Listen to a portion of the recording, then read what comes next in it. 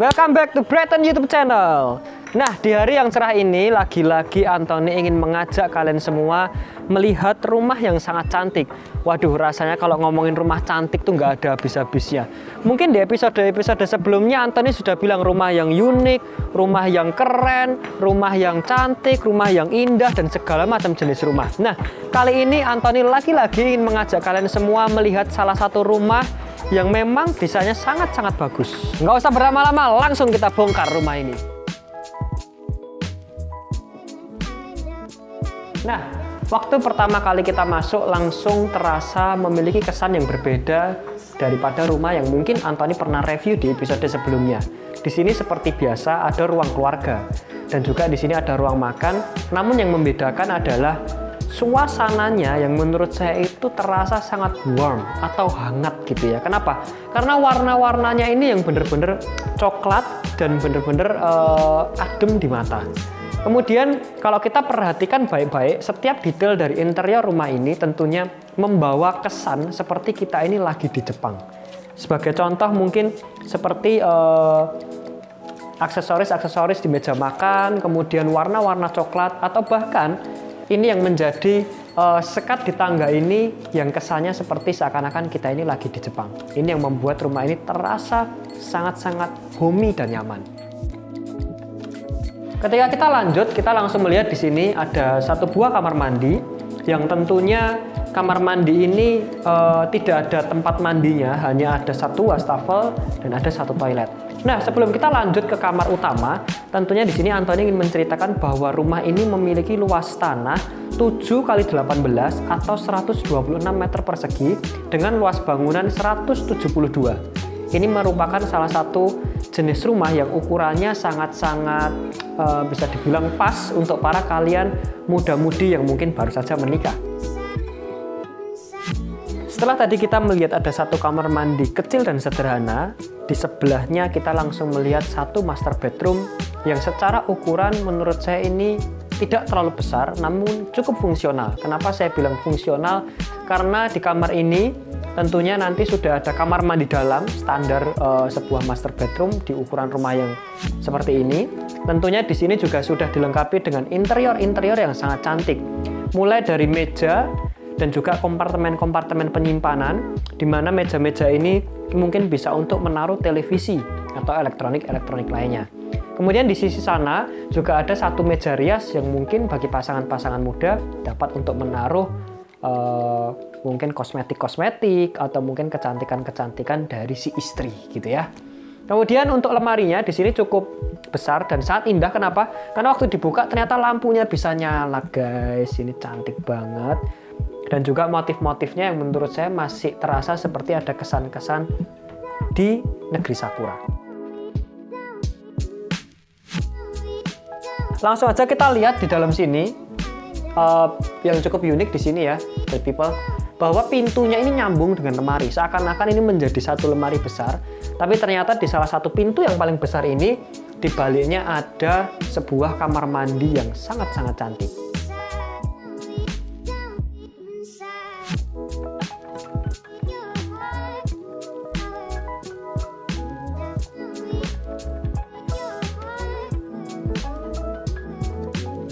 Ini bagus ya guys, memang ini nyaman sekali rasanya. Mungkin saya bisa nongkrong di sini selama berjam-jam, tapi setelah saya sadari ternyata ini bukan tempat nongkrong, jadi saya harus segera pergi dari tempat ini.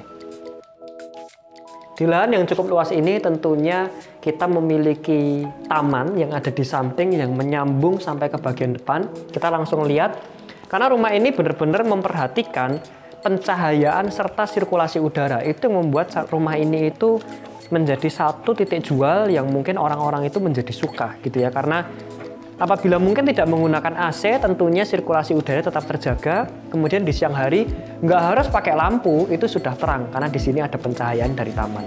Langsung lihat ke taman.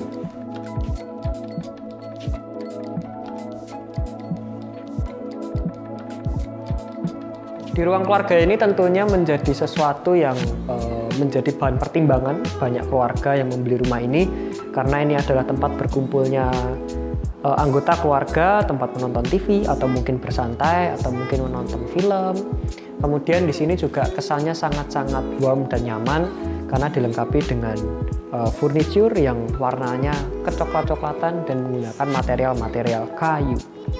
Kemudian di belakang dari ruang keluarga ini kita bisa temukan ruang makan. Ini juga menjadi salah satu tempat favorit karena ini bisa menjadi tempat makan bersama anggota keluarga.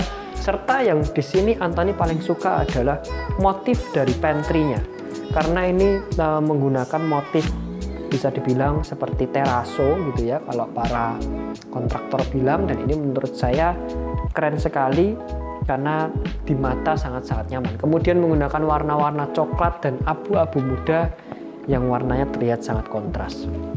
Kemudian dapat kita lihat di sini ada satu buah pintu rahasia yang tentunya tertutup dengan interior, namun ternyata ketika dibuka ini menjadi tempat servis atau menjadi kamar pembantu dan kamar mandi pembantu.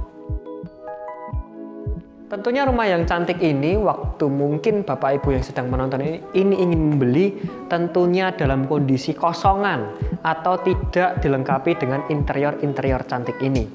Nah, sekarang kita langsung aja naik ke lantai 2. Namun sebelum kita beranjak ke lantai 2, di sini ada sesuatu yang istimewa, yaitu adalah lantai kayunya. Nggak perlu khawatir karena lantai-lantai ini sudah menjadi standar dari developer ini. Namun juga nggak usah khawatir apabila mungkin para penonton ini pengen membeli rumah lengkap dengan interiornya, nanti bisa saja disampaikan kepada pihak developer, tentunya dengan harga-harga yang sudah ditentukan. Yuk kita ke lantai 2.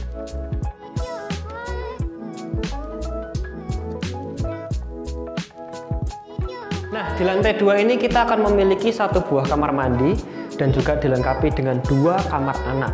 Nah, yang istimewa adalah ketika kita membuka, di sini masih ada lahan kosong yang kemungkinan apabila pemilik ingin memperluas bangunannya, ini bisa dirombak atau mungkin direnovasi menjadi satu bangunan, menjadi satu kamar lagi.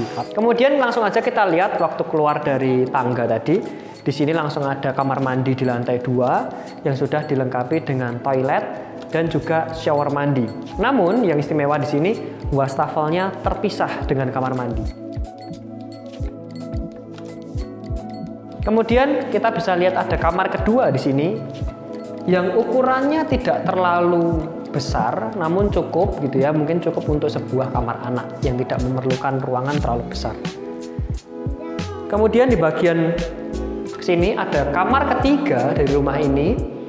Tidak terlalu istimewa, namun ada satu hal yang menurut saya cukup menarik mata adalah dengan adanya balkon yang berukuran ya cukuplah. Nah, di sini ada yang cukup unik, Bright People ya, bagi para yang nonton, karena di sini ada sebuah void yang menyambung sampai ke bagian bawah.